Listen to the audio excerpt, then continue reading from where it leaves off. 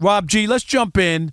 We already know J.J. McCarthy got hurt for the Vikings, and now Carson Wentz will start in his stead. But long term, because he's going to miss a number of weeks. It's not just this week. Yeah, well, first off, up to 5 starters could be out in week 3. Joe Burrow, we already know, is out. J.J. McCarthy starting out. QBs, yeah. Starting QB1s. Brock Purdy, to be determined. Justin Fields, out. Jaden Daniels, to be determined. But based on the early leanings, it's looking like all 5 of those guys will be out. But you mentioned J.J. McCarthy. ESPN NFL insiders Jeremy Fowler, Dan Graziano do great work. They publish their weekly buzz. I've known Dan for like a million years. Published their weekly buzz column earlier on Wednesday. And in it, they talked about J.J. McCarthy and what's going on with Minnesota. In it, they floated the idea about, hey, what happens if Carson Wentz is good, right? What if he's good and JJ, he's hurt more than we think, or maybe we'll just sit him out. So here's what Graziano said in the piece, quote, I think the team really believes he's at the stage of his development, talking about JJ, where he needs to play. And I would expect him to get the job back once he's healthy. But if Carson Wentz has them humming, it'd be worth wondering whether or not they would stick with him, talking about Wentz, moving forward. To me, this is a pretty simple cut and dry. And if Wentz is playing outrageous and they're winning and they got a streak going, then Carson Wentz will stay the quarterback for now. And you'll bring along J.J. McCarthy, who's a young quarterback. You got time. You're not going to win. How many games could he miss, Rob G? Right now, the lean is 3 to 4. Okay. So Carson Wentz lights it up for 4 games. They win all 4. They're feeling good. They're rolling. There's a chance that you're going to stick with a guy like that who almost won an MVP, had really some good times in the NFL and all that, and lost his job because he got hurt, right? Yep. Basically. And then when he got healthy, he got it back. So that's not to say that they're moving off of or Carson Wentz is the long term.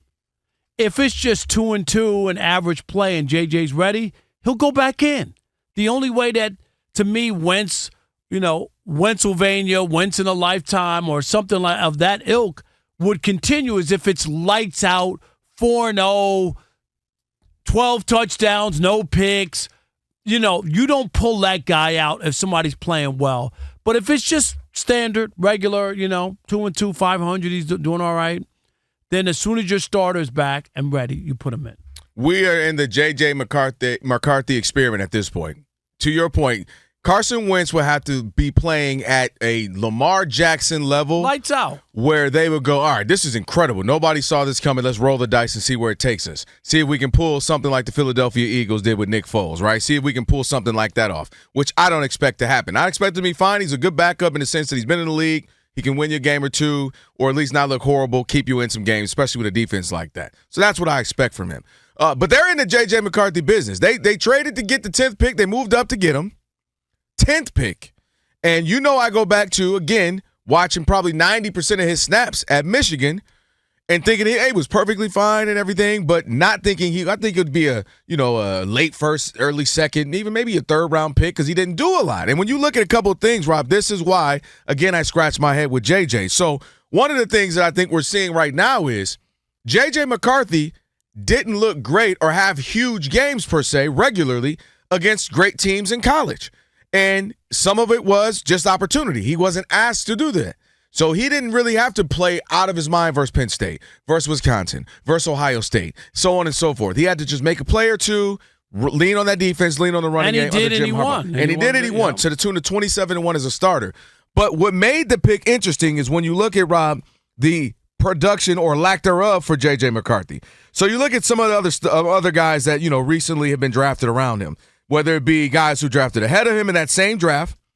Jaden Daniels is somebody who you might look at. Well, he was putting up around 357 yards per game and 3 touchdowns a game, right? Cam Ward, 359, 3 touchdowns a game. Different offenses, though. But it's hard what I'm saying, hear me out. So all I'm saying is you got J.J. McCarthy only putting up about 220 yards a game and less than 2 touchdowns a game. So what I'm saying is he didn't have that production to then automatically carry over into the NFL. So him losing a year, not playing because he was injured, this is what this is to me. He's in that rookie, growing through the growing pains, learning year. I just don't think it's anything that has to do with the stats from college. And I'm just saying, because of the type of offense he was in. Those guys weren't in that. Rob, those guys weren't in it. I know you watch, but you couldn't even make a judgment. He wasn't making crazy throws like But you couldn't even, even when I asked you, could you watch, that's your team, you grew up in that area, you really couldn't give a real assessment of him because you didn't watch him throw the ball that often.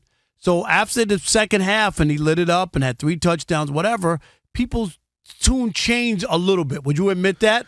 I think it leaned back to the original point of why they got him. 27-1, a winner. More so than pure talent. Yeah, but he threw 2 touchdowns, ran one in. Yeah. Okay, so I'm just saying people, wait a minute. People trashed him in the first half. He can't play.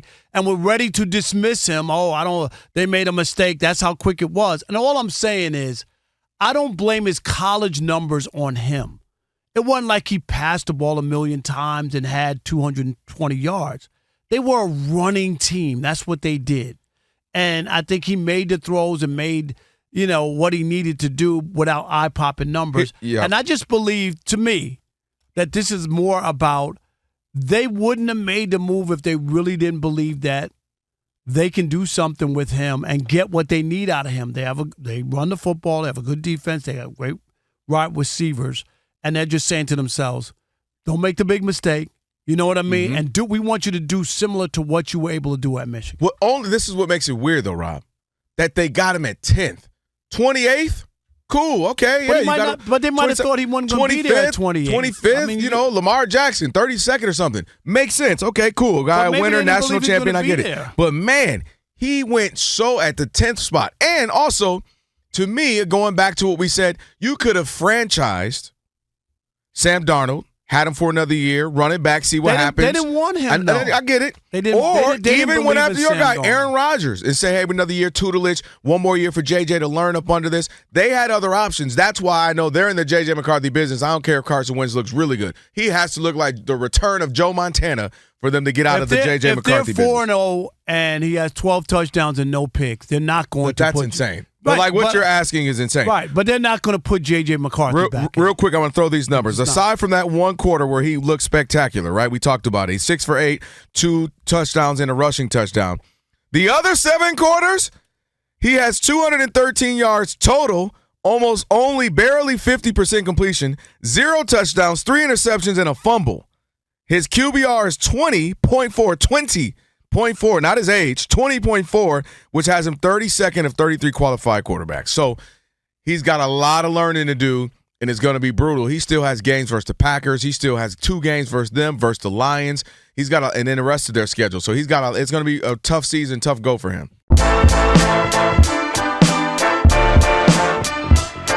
All right, Rob, so they're watching us right now, which means another thing they can do is what?